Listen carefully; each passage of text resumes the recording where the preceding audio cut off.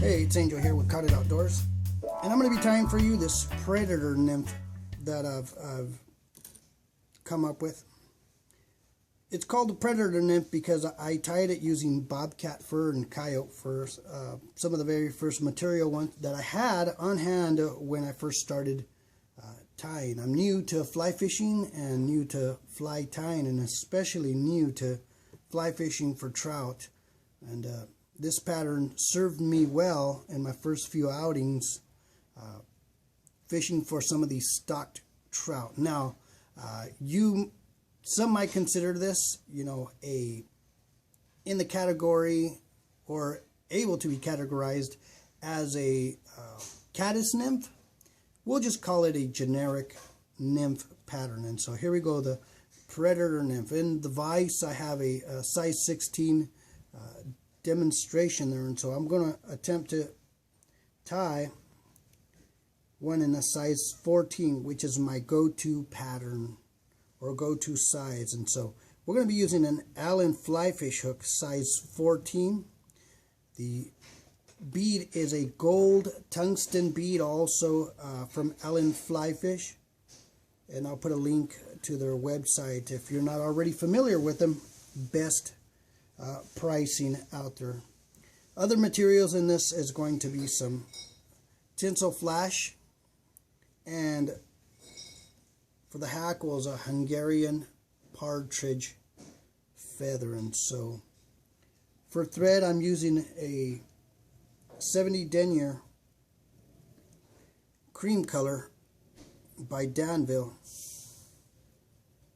And so we're going to tie this thread and start our thread off, break it off, tie in our ribbing material. Did I say ribbing material? And so tie that in, bring that back, go down the bend, and that's good enough. Okay, and so now what we need is our dubbing material.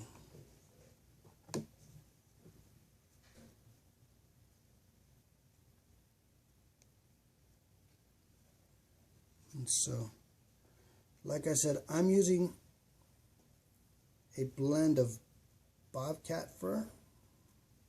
You can definitely substitute that with rabbit. Heck, you can walk over to your dog right now and take a pinch out of his tail from the under fur, and I'm sure it would work. That's the beauty about fly tying. You don't have to run out and buy everything. Some of the stuff you might even have at home, but there's just some materials you just can't substitute because they have an inherent property to them, and I've learned that the hard way by going cheap with materials, and it just doesn't work. Okay, I'm adding little bits at a time. I don't like to throw all my dubbing on all at once.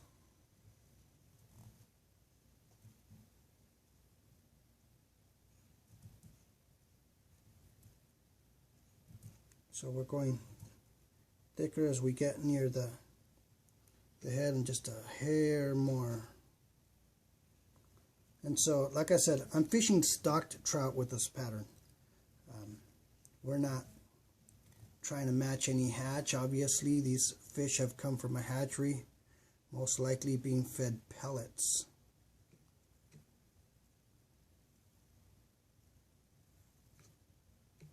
Okay, just a little bit more. I'm not happy with that.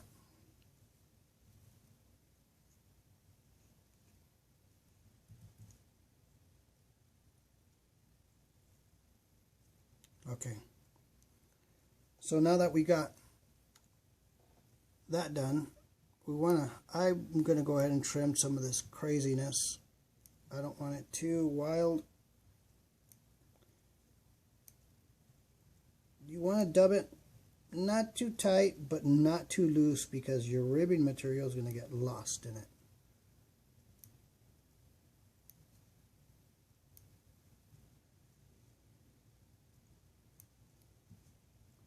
I gotta be careful with this. With my luck, I'll cut my thread right when I'm filming.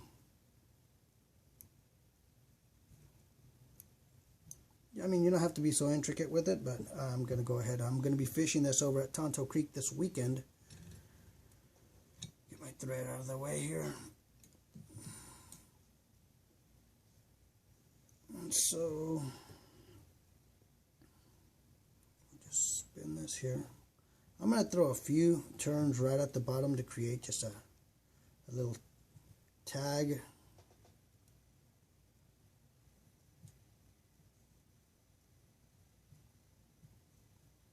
This is taking on a purple hue to it because of the color in the tinsel at that time, although this tinsel has various colors in it.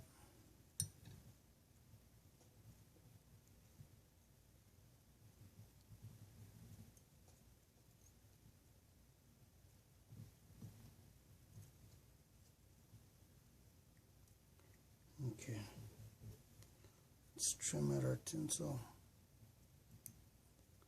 A little tinsel flash here. And now for our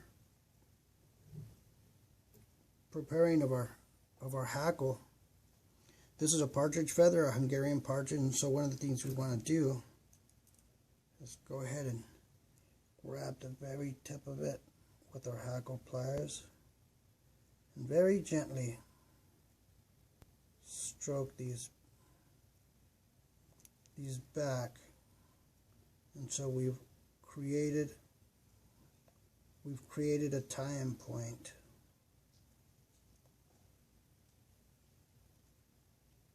Let me get it in the proper hand so that I could tie it in.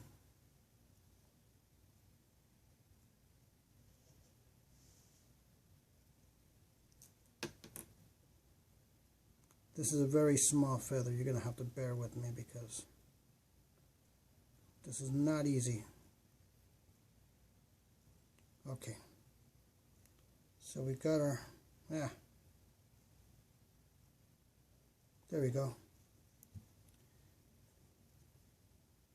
Now we're going to go ahead and tie our hackle in.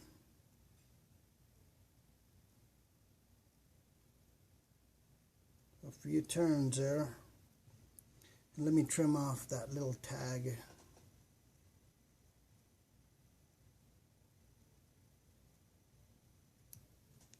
Yeah, I can't get it. I probably don't even have to trim it, but for some reason I feel it's gonna impede. Okay, now we can grab our hackle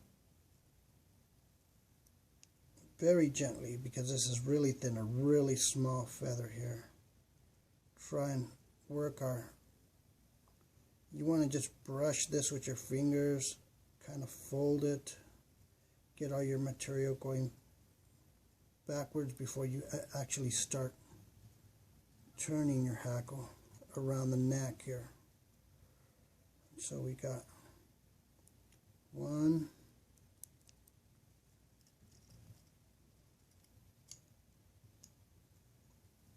2, and we're just gonna, that's all we want. Just 2, maybe 3 turns. Throw a locking turn. And what I want to use is a poke and snip. It's a cuticle remover. Ah, it broke. So we want to get our hackle going back. And there it is. Now, as a head cement, I'm going to go ahead and add some hard as nails Sally Hansen's. I will warn you though, this is a fly that's going to last you about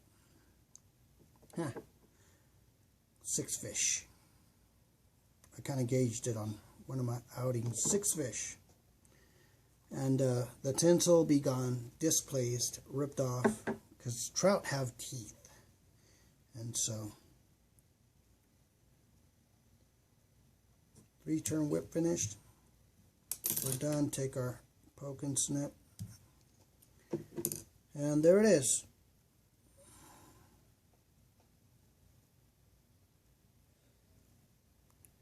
If you can get a good view of that right there.